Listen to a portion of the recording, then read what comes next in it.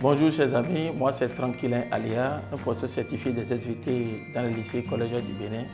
Aujourd'hui nous allons parler de la régulation des différentes fonctions des gonades. Mais avant, on va se rappeler quelques règles pour éviter la propagation du Covid-19 dans notre pays. Il s'agit de se laver les mains régulièrement à l'eau et au savon, de rester le plus longuement possible à la maison, mais si on doit sortir, il faut porter systématiquement un masque et rester à une distance d'1 mètre au moins vis-à-vis de son prochain. À présent, place au cours du jour. Donc, comme nous l'avons annoncé tout à l'heure, nous allons nous entretenir cette fois-ci sur la régulation des fonctions des gonades. Nous allons commencer d'abord par savoir ce qu'on entend par gonade. Lorsque je prends le mot gonade, chez l'homme, les gonades, ce sont les testicules, alors que chez la femme, les gonades, ce sont les ovaires. Donc, si nous voulons expliquer la régulation des différentes fonctions des gonades, il va falloir alors comprendre les différentes fonctions que jouent ces gonades avant qu'on ne débouche sur la régulation de ces différentes fonctions. Donc, nous allons commencer par expliquer les différentes fonctions des gonades. J'ai dit gonades, nous avons testicules chez l'homme et ovaires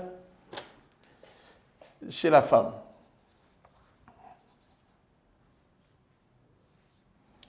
Si nous prenons les testicules,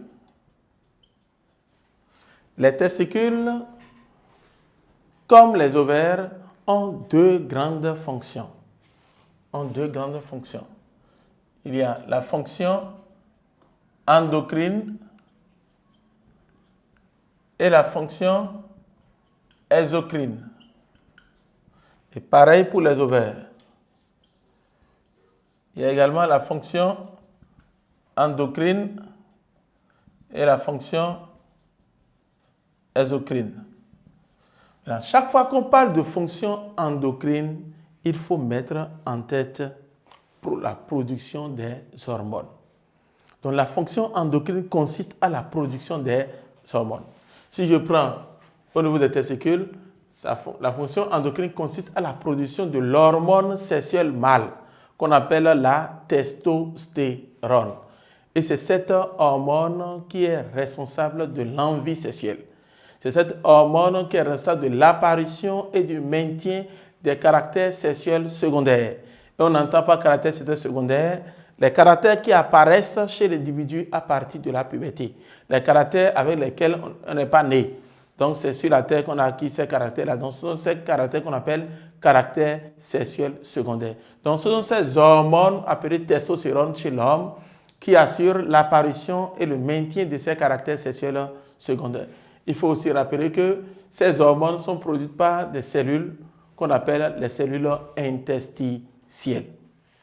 Par contre, chez la femme, la fonction endocrine aussi consiste à la production des hormones, mais les hormones chez la femme sont au nombre de deux.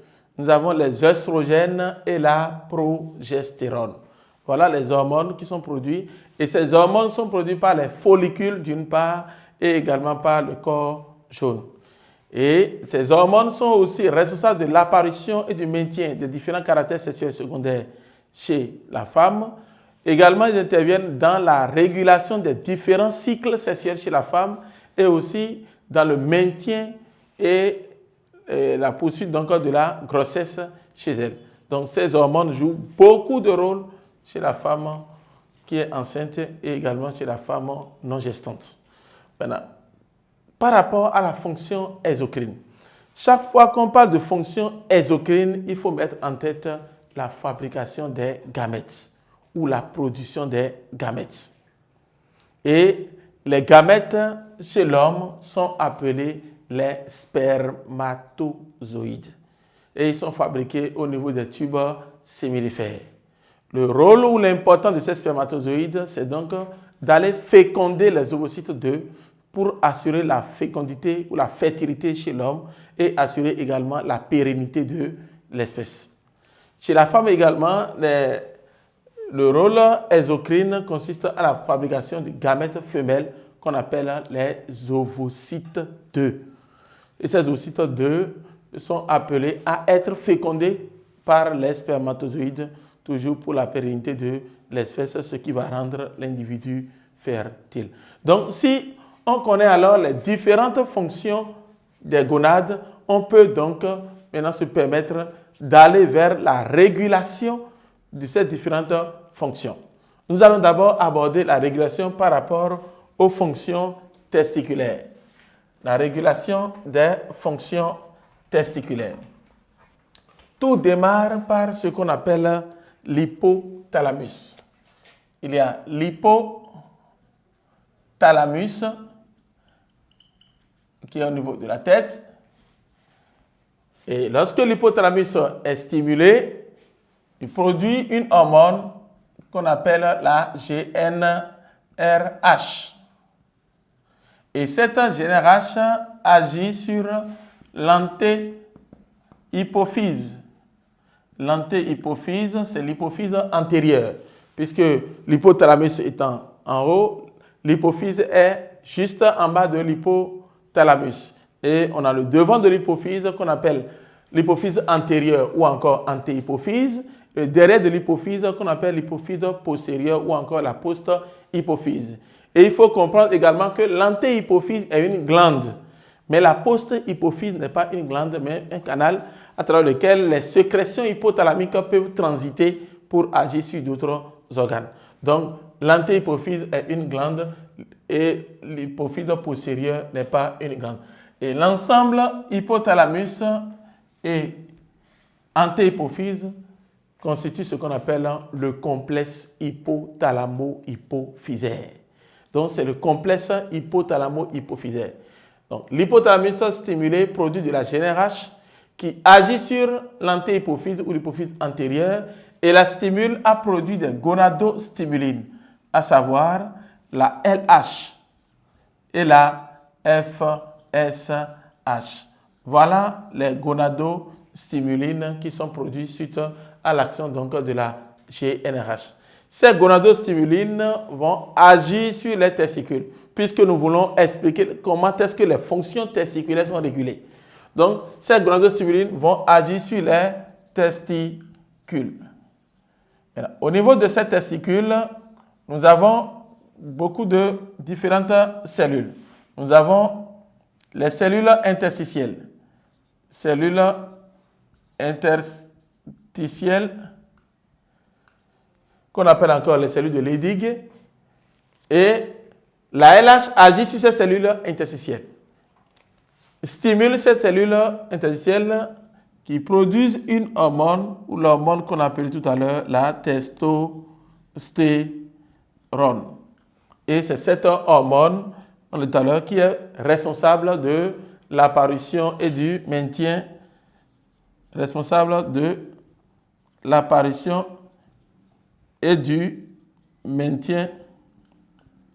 des caractères sexuels secondaires. Maintenant, cette hormone aussi agit par rétrocontrôle négatif.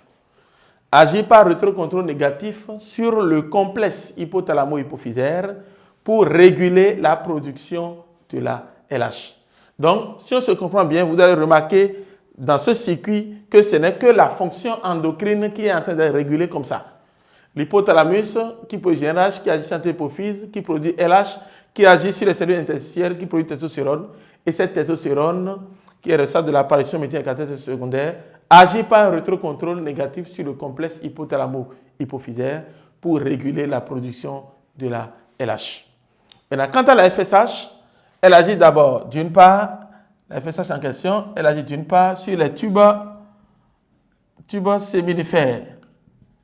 Sur les tubes séminifères pour déclencher la spermatogenèse. Vous savez que la spermatogenèse, c'est le processus qui conduit à la formation des spermatozoïdes. Donc, la FSH, en agissant sur les tubes séminifères, cela déclenche la spermatogenèse. Et cette spermatogenèse qui est déclenchée, elle sera achevée par une partie de la testostérone. Elle sera achevée par une partie de la testostérone avec la production des spermatozoïdes, ce qui va rendre l'individu fertile. Voilà. Donc, on remarque là que sans la testostérone, l'individu ne peut pas être fertile. C'est la testostérone qui achève la spermatogenèse qui est déclenchée par l'action donc de la FSH. Donc, la testostérone est l'hormone incontournable dans la sexualité de l'homme. Puisque sans ça, l'homme ne peut pas avoir les caractères sexuels secondaires et également, l'homme ne peut pas être aussi fertile. Et il faut comprendre aussi par là que la présence des caractères sexuels secondaires chez l'homme ne garantit pas aussi forcément la fertilité. Puisque lorsqu'il y a caractère sexuel secondaire, cela sous-entend qu'il y a testostérone. Maintenant, il ne suffit pas qu'il y ait testostérone pour qu'on puisse conclure que parce qu'il y a testostérone, l'individu est donc fertile, c'est faux. Puisqu'il faudrait que la spermatogenèse soit déclenchée sous l'action de la FSH pour que la testostérone vienne achever. Donc, la présence de la testostérone ne garantit pas la fécondité ou bien la fertilité chez l'homme. Maintenant, aussi, la FSH peut agir. Il y a autre groupe de cellules qu'on appelle les cellules de Sertoli. Et ces cellules de Sertoli sont toujours dans les tubes séminifères, sont tapissées dans les tubes séminifères. Bon, je préfère les dégager un peu. Cellules de Sertoli. Et ces cellules de Sertoli, sous l'action donc toujours de la FSH, produisent une substance qu'on appelle l'inhibine. Et cette hormone appelée inhibine agit aussi par rétrocontrôle, par un rétrocontrôle négatif, toujours sur le complexe hypothalamo-hypophysaire pour réguler la production de la FSH. Donc du coup, dans ce schéma global, vous voyez la fonction endocrine qui est là, qui considère la production de l'hormone, et également la fonction exocrine qui est là, la production des spermatozoïdes, ce qui va rendre l'individu fertile. Donc, tout ce schéma ensemble explique comment est-ce que les deux grandes fonctions des testicules sont régulées. La fonction testiculaire et la fonction plutôt endocrine et la fonction exocrine. Mais il faut comprendre que la fonction exocrine ne peut pas se faire sans la fonction endocrine. Mais la fonction endocrine n'a pas besoin de la fonction exocrine avant d'être réalisée. Donc voilà ce qu'on retient par rapport à la régulation des différentes fonctions des testicules. Là, c'est chez l'homme ça. Maintenant, ça reste maintenant les différentes fonctions aussi chez la femme. Au niveau de la femme, il faut comprendre que le fonctionnement des ovaires est d'abord cyclique. Le fonctionnement des ovaires est cyclique et se déroule en deux phases. Il y a d'abord la phase pré-ovulatoire et la phase post-ovulatoire et les deux séparés par ce qu'on appelle ovulation. Voilà, le fonctionnement de l'ovaire est cyclique et se déroule en ces deux phases. Et il faut comprendre également qu'un cycle chez la femme démarre par les menstrues. Une femme qui a ses menstrues aujourd'hui, cela veut dire qu'il y a un cycle qui démarre pour elle aujourd'hui et hier c'était donc la fin d'un autre cycle. Voilà. Donc, au cours de cette première phase, c'est-à-dire la phase pré-ovulatoire, il n'y a que le complexe hypothalamo-hypophysaire chez elle qui produit une forte substance, un fort taux de FSH. Donc, le complexe hypothalamo-hypophysaire qui est constitué de l'hypothalamus et de l'hypothalamus qui produit de la GnRH, tel qu'on l'a dit tout à l'heure, qui agit sur l'antéhypophyse. On avait dit tout à l'heure que c'est cet ensemble qui constitue donc le complexe hypothalamo-hypophysaire. Donc, au cours de la phase préovulatoire, ce complexe hypothalamo-hypophysaire permet une forte production de la FSH. Et FSH veut dire hormone stimulant les follicules. Cette FSH va agir sur les follicules au niveau de l'ovaire. Parce que dans les ovaires, il y a les follicules. D'abord des follicules primordiaux. Et sous l'action de la FSH vont devenir follicules primaires. Après follicules secondaires. Après follicules tertiaires ou cavitaires. et enfin follicule mûr. Il est à noter que à l'intérieur de ces follicules, il y a les gamètes, mais le gamète femelle. De telle enseigne qu'au fur et à mesure que le follicule devient mûr, le gamète qui est aussi à l'intérieur devient aussi mûr. Donc on dira que la folliculogenèse et l'ovogenèse sont deux phénomènes qui se déroulent simultanément. Et cette maturation progressive des follicules est assurée par l'action de la FSH. Et dans ces follicules, en mûrissant, produisent une hormone qu'on appelle l'œstrogène. Produit l'œstrogène qu'on appelle encore la folliculine. L'œstrogène, encore appelé folliculine. Donc, je disais, la FSH qui est là, qui agit sur les follicules pour permettre leur maturation. Donc, maturation folliculaire. Et ces follicules, en mûrissant, produisent l'hormone qu'on appelle œstrogène.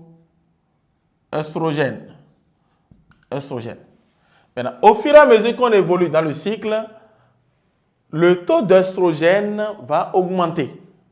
Le taux d'œstrogène va augmenter et ce taux atteint son pic 1 à 2 jours avant l'ovulation. Et le taux élevé, la forte dose de cet œstrogène agit par un rétrocontrôle positif. À forte dose, l'œstrogène agit par un rétrocontrôle positif sur le complexe hypothalamo-hypophysaire pour entraîner le pic de la LH. Le pic de la LH. Le pic de la LH, c'est un taux très élevé de la LH. Et ce pic de la LH va agir sur le follicule mûr.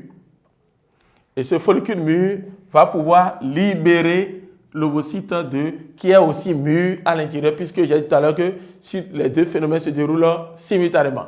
Donc, si le follicule est mûr, ça veut dire que l'ovocyte également qui est à l'intérieur est mûr. Donc, sous l'action de ce pic de la LH, le follicule mûr va pouvoir libérer l'ovocyte donc, pic de la LH qui agit sur donc, le follicule mûr pour la libération de l'ovocyte 2. Voilà ce qu'on appelle l'ovulation. Donc, on te demande en partie 1 d'expliquer le mécanisme de l'ovulation. Je pense qu'il y a eu plusieurs bacs on a demandé d'expliquer le mécanisme de l'ovulation.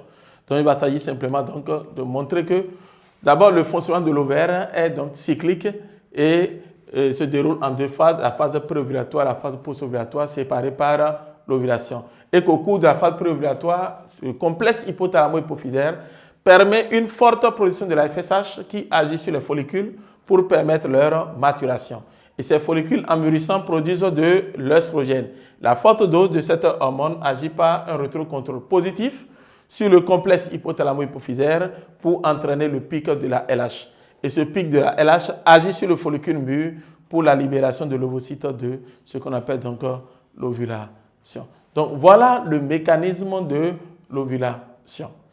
Et aussi, ce fonctionnement de l'ovaire et du complexe hypothalamo-hypophysaire peut permettre à l'utérus de se préparer pour accueillir un œuf.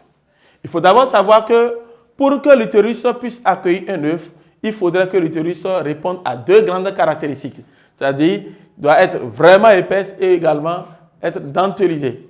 Donc, c'est l'ensemble de ces phénomènes qui vont conduire à l'épaississement et à la dentelisation de l'utérus qu'il va falloir mieux comprendre et mieux expliquer. Et si c'est un tel sujet que tu veux donc comprendre, arrivé au niveau de l'œstrogène qui est produit sous l'action donc de la FSH, l'œstrogène va agir en même temps sur l'utérus, puisque au début du cycle, l'utérus est très mince. Et sous l'action de la LH, et sous l'action plutôt de l'œstrogène, l'utérus démarre son épaississement progressif. Maintenant, après l'ovulation, le follicule rompu, c'est-à-dire le follicule qui vient de libérer l'ovocyte 2, sous l'action toujours de la LH, se transforme en corps jaune. Et ce corps jaune produit beaucoup de progestérone. Beaucoup de progestérone et d'estrogène. Beaucoup de progestérone et d'estrogène qui agissent encore sur l'utérus. L'utérus qui a déjà amorcé son épaississement à la phase préopératoire, l'estrogène et la progestérone produits ici agissent encore sur l'utérus pour augmenter son épaississement. Donc, ces hormones vont encore agir sur l'utérus pour augmenter son épaississement et favoriser la mise en place des dentelles utérines.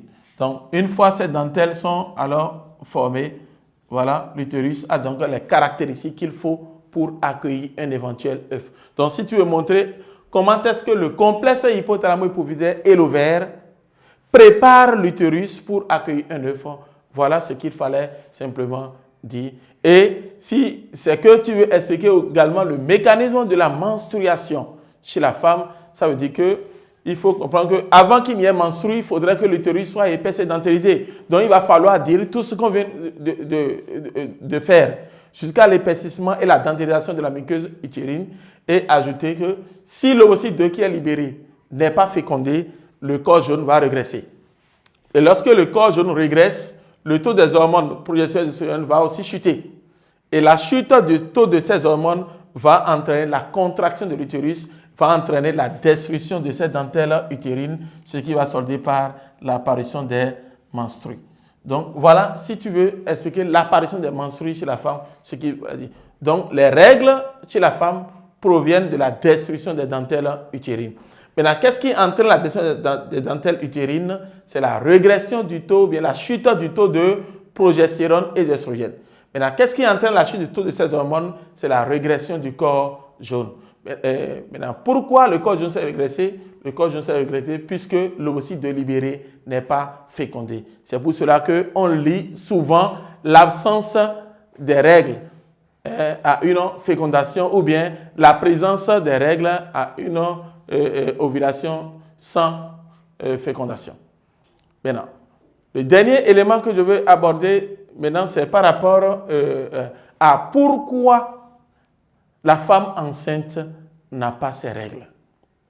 Qu'est-ce qui explique l'absence des règles chez la femme enceinte? Lorsque la femme tombe enceinte, lorsque l'ovocyte de libéré est fécondé, l'œuf formé produit une substance qu'on appelle l'HCG. Et c'est cette hormone HCG qui maintient le corps jaune, qui empêche la régression du corps jaune. Le corps jaune étant maintenu, le taux de ces hormones, œstrogène et progestérone, augmente. Et puisque le taux de ces hormones a augmenté, il n'y a plus destruction des dentelles utérines. Et s'il n'y a pas de destruction des dentelles utérines, ça veut dire qu'il n'y aura pas de menstrues. Donc voilà ce qui explique l'absence des règles chez la femme enceinte. C'est pourquoi lorsqu'une fille n'a pas ses menstrues, elle se dit, pour un réflexe, si bien sûr elle a eu des rapports sexuels non protégés, elle se demande si elle n'est pas enceinte, puisque si elle était enceinte, l'œuf allait produire l'HCG qui maintient le corps jaune. Le corps jaune étant maintenu, le taux des hormones va toujours augmenter, empêchant la destruction des dentelles utérines et donc il n'y aurait pas de menstrues. Merci chers amis, nous voici à la fin de cette vidéo et nous espérons que cette vidéo sera très utile pour vous, surtout en cette période de pandémie dans notre pays. N'oubliez surtout pas les gestes barrières pour empêcher la propagation de ce virus. Merci et à la prochaine.